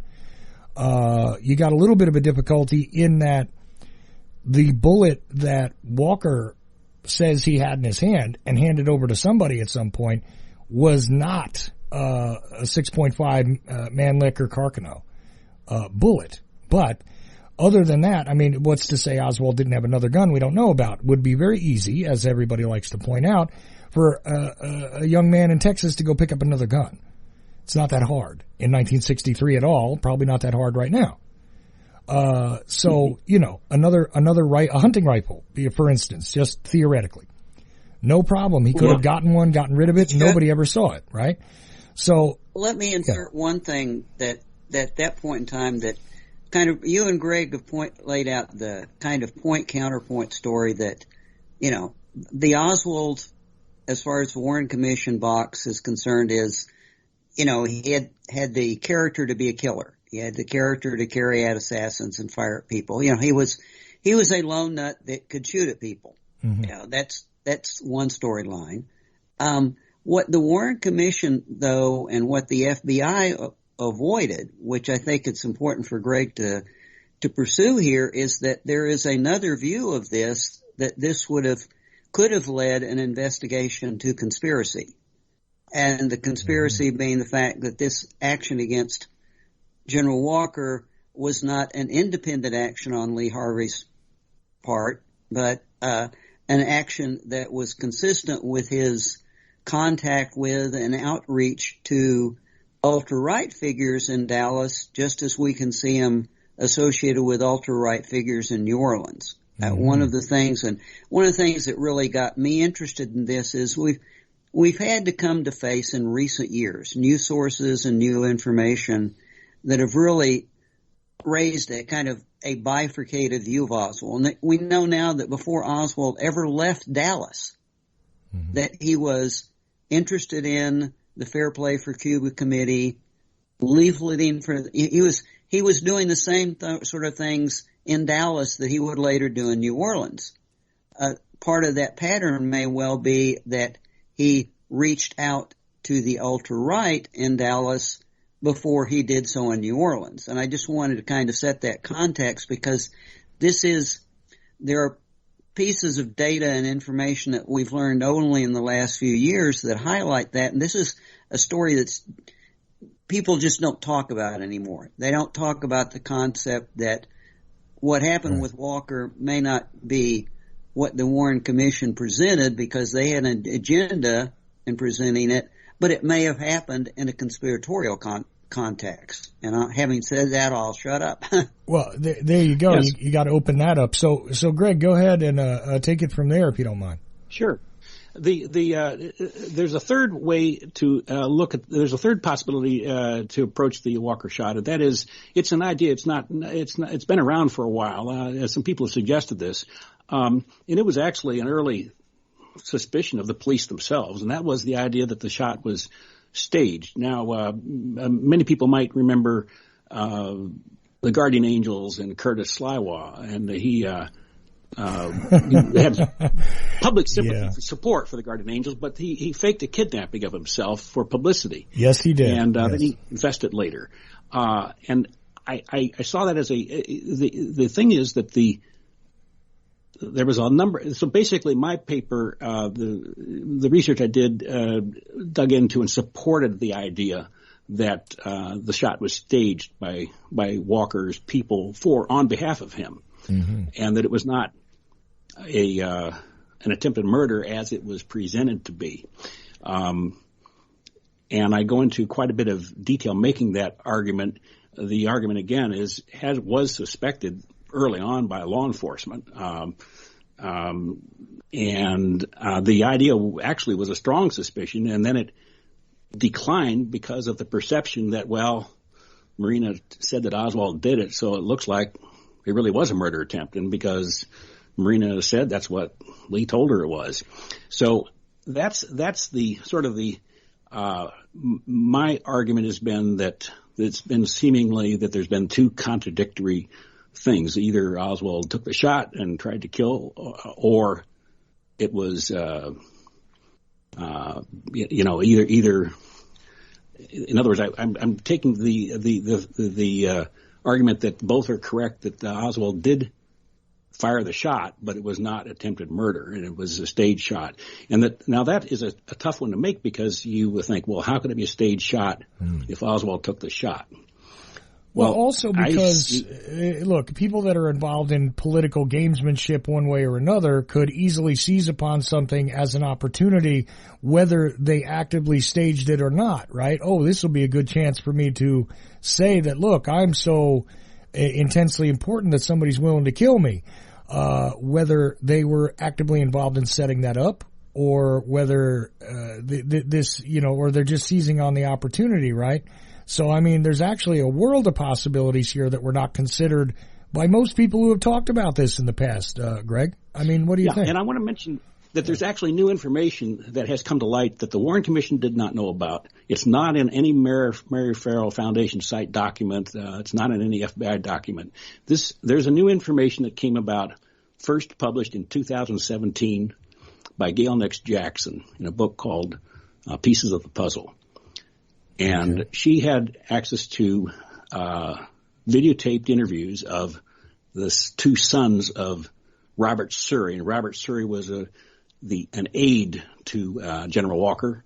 And Robert Surrey later became known as an advocate of the American Nazi Party. And he had those sympathies in 1963. Whether or not he was actually public about that, it is not quite clear. In 1963, he was public about it. In 1964, for sure. But in any case, what came about, and this was the key sort of breakthrough, is that there was a witness right after the shot named Kirk Coleman, 14 years old. He heard the shot. He climbs a fence. He sees this parking lot, the church parking lot next to General Walker's house. He sees two cars leaving. This has been widely known and reported. Everybody knows about this that's looked at this case. He saw these two cars leaving with two individuals. They've never been identified. The Warren Commission knew about this. The FBI knew about this. These individuals and these two individuals, two vehicles, have never been identified in all this time. Not by researchers, not by the FBI, and so they've been unidentified. Right. Now, just for the listener, you lay this out actually in this article very well. Just to let people know that there is this thing that goes on with these cars in the church parking lot that you establish really well. You lay it out in this article. So go ahead. Yeah. So the breakthrough is that the evidence is extremely clear that I see that one of those cars can be identified, and that was the car of Robert Surrey. This identification was not made before, and it really wasn't able to be made before because the color of Robert Surrey's car wasn't known. But it was revealed by the son of Robert Surrey, and it was a black over white sedan, two-door. Mm-hmm. Actually, Robert Surrey's car was a convertible, I should say. And the color of the car, and it matches. And it was Robert Surrey's car, and it was Robert Surrey. And that means that Robert Surrey was in the house with General Walker at the time of the shot. And that identification of Robert Surrey as Kirk Coleman's man number two, that's how they term him in the FBI documents, man number two. That identification was the breakthrough because David Surrey, the son of Robert Surrey, actually in his adult life in the year 2013, told about how he was there that night with his father in the house at the time of the shot and left with his father in his father's car right after the shot. Mm-hmm. And Robert Surrey said differently to the FBI and to the Warren Commission. And yet Kirk Coleman saw him leave right after the shot, and Robert Surrey's son in later years said that he was there when he was 12 years old and left. Now, this is a big contradiction to what was previously stated about this, because as far as everybody's always been told, Walker is alone in his study. And there's nobody there with him, in fact, right? At the time that this bullet comes through the window and strikes the wall, something about he bent down or something like last minute. I mean, very, very much like something that comes out of a TV show, right? Where he just missed. Correct me if I'm wrong, but it's always been that he was alone in this study, right? That's the story, and now I found out something interesting about that. That is, there's nothing in the Warren Commission testimony or there's nothing in Walker's sworn testimony where he said he was alone. However, that was reported by the press, and Steve Rowe brought that to my attention that there was a press news report the next day that where Walker had told reporters he was alone, and yet he wasn't alone. Both Walker, he was not alone, and Surrey lied under oath and said he was not there at the house when he clearly was from the Kirk Coleman seeing the car leave right after the shot. Right. Steve Rowe, by the way, for the listeners, has been on the show many times doing the JFK Myths episodes.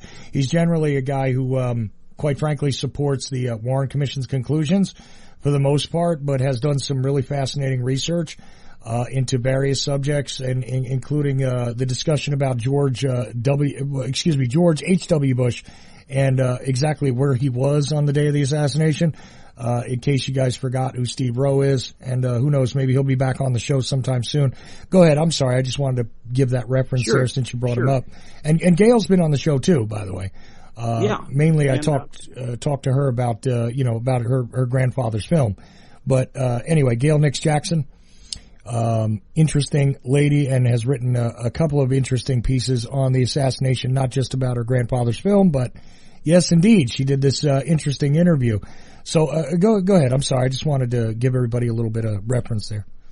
Right. And in a sense, it was the Gail Nix Jackson book, that, really was the sort of the key to me on this identification of the car. And in the Gail Nix Jackson book, she put out the evidence there of the colors of the car and so forth, and didn't quite close that connection and say that was the car, that was Robert Surrey's car that Kirk Coleman saw, his car number 2. And I missed it when I read Gail Nix Jackson's book the first couple of times. And then I studied it over again, and I saw this connection, and I said, it's been missed. Nobody's noticed this. This is the car. This is the first time that one of Kirk Coleman's 2 cars can be identified. And this is new information. This is actually new that the Warren Commission, the FBI, private researchers, independent researchers have missed. Even the Gail Nix Jackson book didn't actually close that case on making that identification of the car, even though it was the breakthrough because she presented the information there that made that possible. Right. Now, Greg, do me a favor here and just fill the listener in case they haven't read the article yet, exactly why this is important, because you're talking about a church parking lot. We're talking about, his house, Walker's house, which is where the incident allegedly occurred, right? Where he's in his study in his home.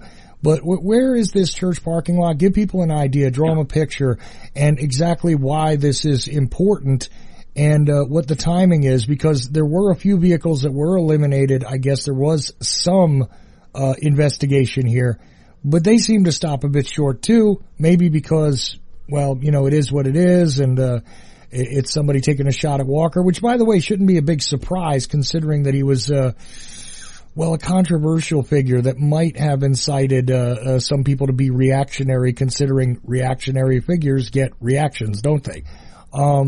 So, do us a favor, just kind of break that down for people. Well, yeah, General Walker lived on on Turtle Creek Boulevard, residential district, in a sort of a large home, a mansion, right next to a Latter-day Saints church with a parking lot.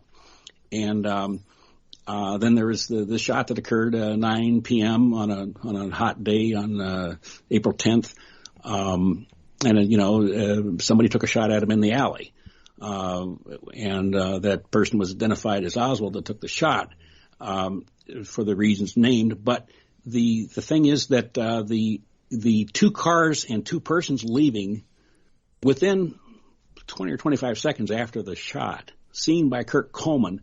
That's never been explained. Mm-hmm. Some people say, well, those were church people leaving, which is theoretically possible, except for the fact that there was a lot of informal questioning among the church people to try to find out who those cars belonged to and those individuals, and they did not match them to anybody in the church there. So that's a pretty good argument that it wasn't. And the location of these cars were right next to the Walker house end of the parking lot, the farthest away from the church. So those 2 things say that it was probably connected to the Walker house and the shot. Rather suggestive, yeah. And the other thing is that Robert Surrey himself, he's on the record. He actually parked his convertible right in the spot where, in that same area of the parking lot, where the Kirk Coleman saw his car number 2 leave. So this is a spot that it's known as a matter of record that Robert Surrey used to park his car. And the significance of this is that you ask yourself, why did Robert Surrey falsely tell the FBI and falsely tell the Warren Commission that he didn't arrive, he wasn't there, and he didn't arrive till 15 minutes later? He was covering up the fact that he was there. Now that's odd. Well, because why would he, right? Why would he? He clearly isn't the guy who took the shot, unless you're saying that he might have, because if he arrives 15 minutes later, sorry. His son. But, so basically the reconstruction is that, Oswald fired the shot, but Walker was not in the room, and it was a staged shot. Surrey organized it, and, it was a stage shot for publicity. And there's quite a bit of circumstantial evidence to support that. So it's not as outrageous as it's not just a matter of saying, well, we'll just say that it's a staged shot. There's actually an argument for that. And it's supported by the fact, one of the supporting things is that Robert Surrey, who was probably the one that organized it, was dishonest about his presence there. And his presence is witnessed by Kirk Coleman, who was a high quality, credible witness. Right.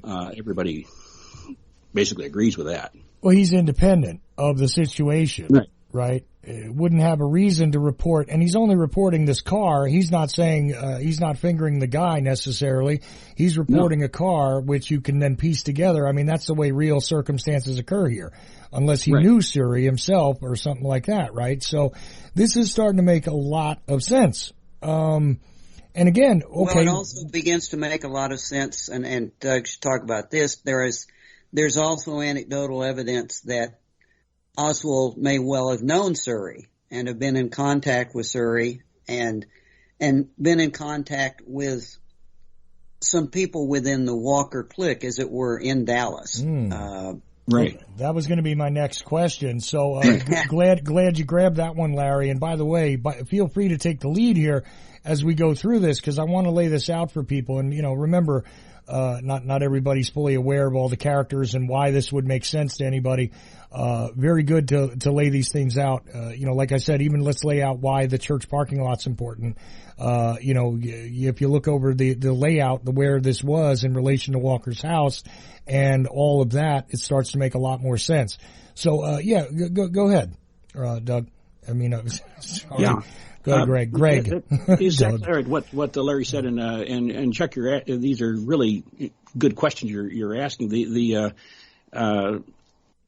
David Surrey, who was the son of Robert Surrey, claims that his father knew Oswald back then. Now that's a little, the story taken in isolation. The story could be, is a bit ambiguous because in terms of how to assess it, because there could be a false identification, a false memory. It's a long time ago, and so forth and so on. But it fits the fact that Oswald was involved with that shot, and it fits the fact that Oswald, for example, to pick up on what Larry was mentioning, Oswald, according to Michael Payne, who knew him, right? Michael Payne said that Oswald told him that he was spying on the right wing. And Oswald himself was not right wing. He was a left winger. The real Oswald was a left winger, although there's some dispute on that. All of his writings support the fact that he was actually left, not faking it. Mm. And why would he be hanging around with these right wingers like Edwin Walker and so forth? Well, he told Michael Payne, according to Michael Payne, he said he was spying on the right wing. And this fits into a pattern of his behavior in New Orleans. He was... he had the appearance of being like he was surveilling or being an informant or something on these right-wing groups that were different from what he personally believed, but he, through whatever means, gained their confidence and he was, according to Robert Surrey's son, he actually was known to his father, Robert Surrey. Well, like for instance, most notably, the involvement with, Berenguer and approaching him in New Orleans and all that, and approaching these anti-Castro Cubans and things like that. That would be something that clearly a staunch left-winger would not do, except that he may have been trying to infiltrate the group, learn things, whatever. And he was, from all accounts, seems like, involved in different things like this. Now, we could talk about the motive or who sent him to do these things or whatever, but point is, we know that he was certainly involved with activities like this, where he is clearly interacting with people that are clearly anti-communist, anti-Castro, your right-wingy type figures of the day. He's interacting with those people, but at the same time, participating in very left-wing or left-oriented activities, extremely even, being a pro-Castro or a Castro-friendly supporting person publicly, like as in handing out your Fair Play for Cuba Committee, pamphlets, right? Right. So he's doing a bunch of these kind of things publicly and interacting with people like this. It would not seem strange that he's interacting with a right-wing figure, actually, if he was doing that. And I recall Michael Payne having said this kind of as a throwaway in earlier documentary footage where, people asked him about this, right? Where he said something about spying on the right wing. This is not new that he said he was doing this. Right. So, yeah, go ahead. No, just exactly. Go ahead. To jump in a minute before that, something that is new that we didn't realize before that makes this connection, the Surrey connection, the Walker connection, the spying on the ultra-right, and essentially infiltrating or doing something with them that would ingratiate him or give him some credence. What we have learned now is that when Oswald, before Bringuier, what we have learned is the person who introduced Oswald to Bringuier, who gave him the reference to Bringuier, was Ernesto Rodriguez Jr., who ran a language school. The interesting thing is Ernesto Rodriguez Jr. was extremely right-wing. Mm-hmm. As a matter of fact, his father, Ernesto Sr., was essentially a Nazi supporter and had been identified as a Nazi supporter, rabid ultra-right, and directly associated with Guy Bannister. So the interesting thing is that before all this Castro leafleting and I support Castro, as soon as Oswald actually shows up and re-enters our picture in New Orleans, the contact he has is with an ultra-right figure, an ultra-right nexus that gives him these introductions. Mm-hmm. And I know Doug's going to enjoy this. Of course, people will portray this as just a sheer circumstance. But one of the things that's turned up recently is discussion of the fact that a young man who visited Walker's residence after the shooting in Dallas, after the shooting at Walker, took some film footage. The interesting thing is the next thing on his film footage after visiting Walker's house and showing where the bullet strike was and everything else is, we see in the footage, we see Lee Oswald leafleting in New Orleans. I mean, if somebody was trying to make a propaganda story to set up Lee Oswald, it would be beautiful footage. Maybe not ever used in that fashion. Maybe somebody had that idea, but I think what I really wanted to highlight is what Greg is talking about, and his study here is highlighting the connection that we have largely ignored since the Bannister inquiry, when that Garrison himself said, gee, when you look at Lee Oswald, it looks like he's a right-wing guy. And to a large extent, that's true. So we have to deal with kind of a bifurcated Lee Oswald. Is he doing something with the right wing? It appears so. Is he doing something with it's a very complex situation that I think a lot of people would rather ignore and kind of keep Oswald in a box so we didn't have to deal with these things. Right. Right. Well, and there you go. So how do you deal with this, Greg? Because it is, look, I could make an argument that he's clearly involved with left-wingers. I could clearly make arguments that he's involved with right-wingers of all sorts. The interesting connection there with the Nazi sympathizer, that's something, because, Siri, as far as I know, again, he fits the profile there. You have a serious contradiction here in the evidence, and yet we know that neither one of these is just made up. These are things that happened. one way or another. Now, you can interpret them different ways, for sure, but how do you suss that out when you're taking a look at this, and piecing this together? And I mean, I'll give you about another 10 minutes or so here. I know it's not fair, but another 10 minutes or so to kind of get to what else is in the article here, because I think this is very interesting. This is a very thoughtful new look, which I don't think anyone else is doing. So I think that this is rarefied and very good. And I thank you for taking the time to explain it tonight. So go ahead and tell us how you deal with that. And whatever else you think is worthy of mention here. I want people to read this article, though. Like I said, it'll be linked with the show notes, and it is in the chat room also at the website. So either way, take a look at Greg's work and judge for yourself, because got to tell you, it makes a lot of sense to me. But that's my commentary. Go ahead, Greg.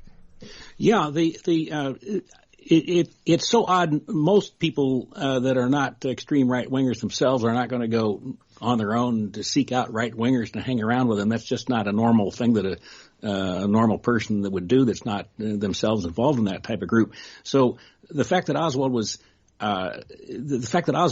drawn to like Larry said, that's extremely interesting and intriguing and compelling, that Oswald was doing the very thing in New Orleans that is the circumstantial evidence indicates he was doing with the Walker people. That is, he was becoming known and gaining their confidence. And so the reconstruction is that he gained the confidence of Surrey and participated in this staged shot that was going to help out Walker. In other words, it was presented publicly as an assassination attempt, but it was actually done with Walker's knowledge and cooperation, and it was a staged shot, which is what the police originally, privately suspected. And so and my paper goes into some things as to why didn't Oswald tell Marina that it was staged, and that goes into a larger context in which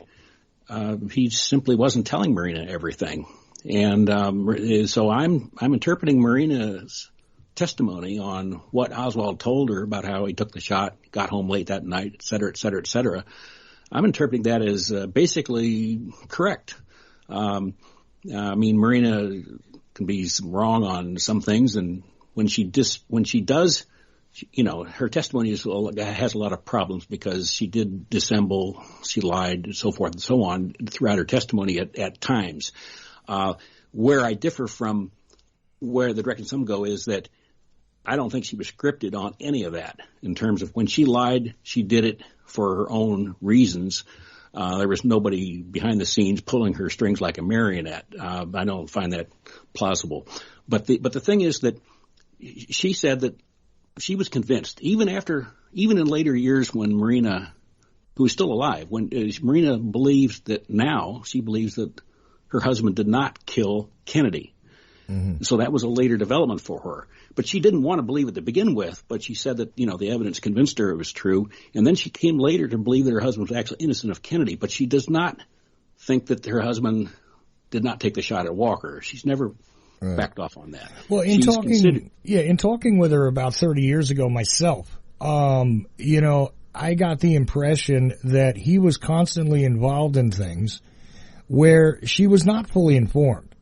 Right. And that's what I got from her. Is that he was just doing things. I forget what phrase she used. She used a phrase. It was kind of like he was out on his little missions or adventures or something. And I don't remember exactly what it was, but I got that impression that he was constantly doing things where she would know a little bit of something about it. But, exactly. Yeah. Exactly, Chuck. In other words, Marina's testimony that Lee told her that he shot at Oswald, that is, to me, it's consistent testimony that's what he told her. It's not testimony. It's not evidence that he did it. No, it's consistent with the type of thing that she would have been told. If your theorem is correct here, right? That's about the level of information she might have been given by him anyway. Whether it was a real shot at Walker or not, it doesn't matter. He would have never fully informed her. This is what makes the most sense. In my mind, just based on what she said about their interactions. He would tell her, parts of things that were going on, but they would actually fight about this. That she didn't know all of what he was involving himself in and what have you. Where, her statement was more like she was concerned about the family, the children, this and that. Could there be danger or problems or blowback from some of his activities? And his, cause she was a bit, let's say sensitive to the idea that, outward political activity, might have, caused trouble for them at home, right? Which seemed sensible to me when she explained it to me that way. Well, Chuck, just to add one thing that will liven this up a little bit too.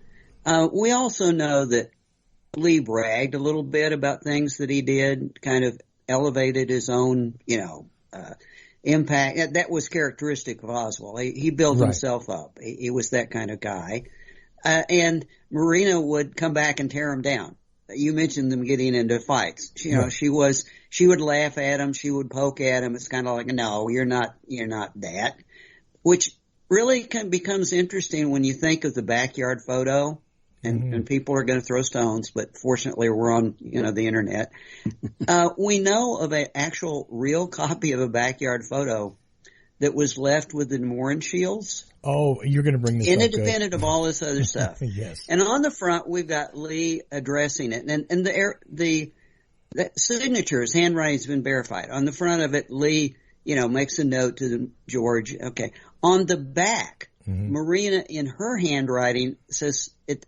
To paraphrase, it's kind of like Hunter a fascist. Yeah, yeah. I was and that just strikes home to me. It's kind of like, I know this guy is doing this stuff with these weird people, and it just she's just poking fun at him. Yeah, no, it ties very nicely with Michael Payne's, and also Ruth Payne's. If you even take a look at her testimony during that mock trial, where she says, he would build himself up and brag and think of himself as very important and this kind of thing, which, you talked about, knowing Ruth Payne. I'm very certain that she stuck with that story all the way and still has, to this day. That's how she felt about him, and that's the way he presented himself. But I was going to bring up that DeMoor and Shield photograph. It's like, you're in my head, Larry. Thanks. So we've done too many shows, Chuck. I think we have. But anyway, Greg, I again, give you the unfair, chore of kind of wrapping this up. But this is very interesting. A new way to look at with some new information, which you have, developed and made sense of in this article. Tell people the title of the article, please. Again, I'll have the link. The link is a little weird looking the way I presented it here, but you'll be able to get to it, guys. But the title of the article again, and any last little parting notion you'd like to leave the listener with, go ahead. Yeah, the title of the article. Well, I can't even find my page one. Well, I don't have the title. Okay. Anyway, it's I don't remember the title. Anyway, you can look it up on the link that you will have. The basic argument is, here's the title. Did Lee Harvey Oswald shoot at General Walker on April 10th, 1963? Right. And, so it's basically an argument that, there's new information that one of the cars of the important witness, Kirk Coleman, has been identified that was leaving the parking lot after the shot. It's been identified as Robert Surrey. It's an argument that picks up on the early law enforcement suspicion that it was a staged shot, with a lot of features that correlate and agree with that interpretation of the shot. And if that argument is substantial, it means that Oswald did take the shot, but it was not an attempted murder. And that means that it puts it in a different light, because all along the assumption has been that Oswald did attempted murder, and that's, even though it's formally not part of the Kennedy assassination evidence, it's been so influential in showing, that Oswald was capable of murder and he did attempt to murder and so forth with forethought and malice and so forth. And, so this removes that from the influence. It does not remove any of the direct evidence, pro and con on the John F. Kennedy assassination itself, but It does take away that strong influence, predisposition to see Oswald as a willful, premeditated murder if this in fact was not what was going on with the Walker shot. Well, and even though we've kind of laid out that there are many ways to interpret all of this, quite frankly, there's really only three directions you go in here, right? Which is, look, he willfully did this, whether alone or with others, okay? And he did this because he really wanted to strike out at a right-wing figure, all right?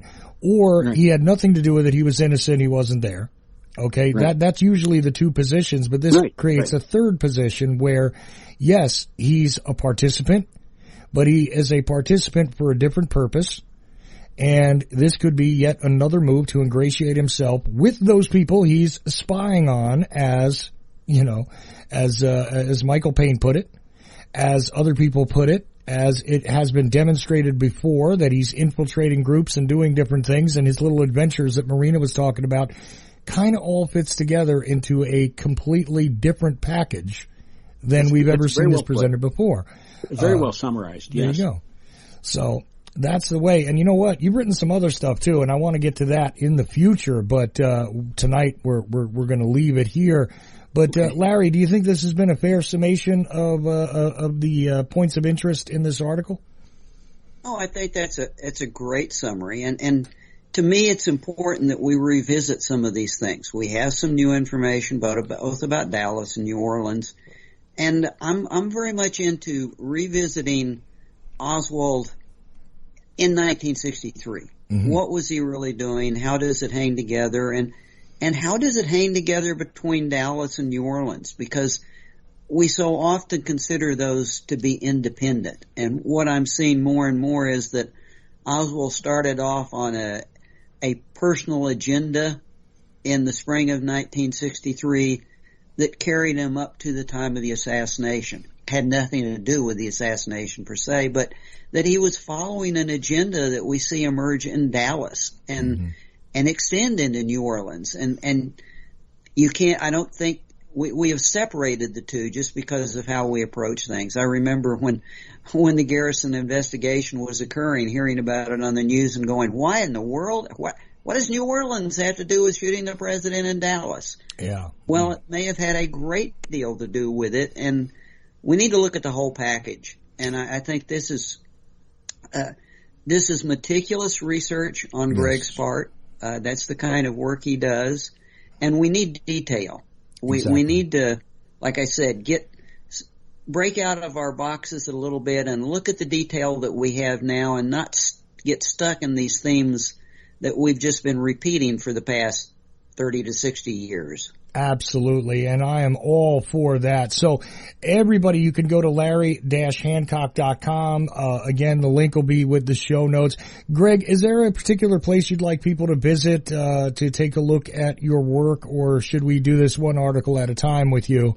Well, I mean, anyone that wants to can check my website, which is www.scrollery.com. Okay. And there I have several JFK assassination papers, and hopefully they have more to come. Well, look, I want to discuss some other stuff with you in the near future, and really appreciate the fact that you've given us a fresh look at a very old subject and a often ignored part of that subject. So, again, I want to thank Mike Swanson for being with me in the first hour, as always, and also Larry Hancock. Both of you guys, great. Love to have you both on the same Thursday, but if not, it's okay. We can get by with one of you or the other for sure. And Greg, welcome to the mix here. I don't know if everybody's going to be happy with you, and I'm sure I'm going to get some hate mail from some people who have some established views in the case, but I welcome all feedback. info@ochelli.com or blindjfkresearcher@gmail.com. Either way, I will fully accept your hate mail. And I'm going to examine some more of Mr. Doudna's work here Wow, did I pronounce it correctly that time, Greg? That's no problem. I get it. Don't worry, it's Doudna, but don't worry about it. Doudna. I will get it. I assure you. Maybe 3-4 shows from now I'll get it. Okay, but I'm going to do my best. Greg Doudna. There we go. And take a look at his website once again. Scholary. I know I have it bookmarked here. Scrollery. Yes. Okay, so it's Scollery, right? Scrollery. Scrollery. Right. Okay, Scrollery. All right. Anyway, the link will be there with the show notes, and as always, Larry Hancock, and I'll also throw a couple of books, a couple of links to Larry's books. Not all of them, because I don't want the whole page to be dominated by Larry's tremendous, voluminous work, which I recommend all of it. And so far, what I've read of Greg's work, I recommend that as well. Look, even if Greg turns out to not be entirely correct, I think it's worthy of examination. And oddly here, Greg, I got to tell you, I always reserve the right to say, look, I'm not sure until I know for certain, and until we have, a whole lot of the preponderance of evidence in hand. I don't make absolute declarations here, but I got to say, this is a really fine piece of work. Contains a lot of good information and a lot of reasonable conclusions. So I appreciate that, and I urge you guys to take a look at Greg's work, and we'll try and take a look in future shows at his work as well. Whether I can get him back as a guest or not, we'll continue to look at his work, and hopefully you'll come back again, Greg. Well, thank you, Chuck, for having me, and thank you, Larry. Absolutely. Larry Hancock, again, larry-hancock.com. Go there, check out his blog. Always buy any of his books. If you don't have one of them, get another one. Whichever one. Someone Would Have Talked pertains to the case, but then again, all of Larry's work, I absolutely endorse it. Whether it's Unidentified, Creating Chaos, Surprise Attack, I don't have time to name it all. But remember this, guys, I am merely Ochelli. All of you are indeed the effect. Good night.